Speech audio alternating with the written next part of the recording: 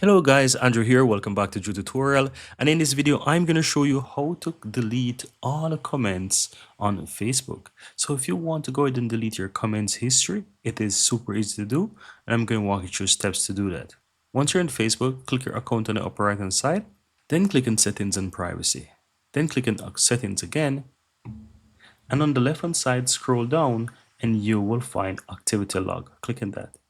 Now in this section, you will find comments. Click on that. And here you'll be able to find all your comments on Facebook. You can go ahead and delete individual comments by clicking the three dots on the right and click on delete, or just simply click on all on the upper left, and it's going to select all of your comments all at once on your Facebook account, and then click and remove, and it's going to give you a pop-up. Click remove again, and it's going to delete all of them. Now keep in mind that this is going to require a password, so you want to enter your password to confirm this. But that's all that you have to do, guys.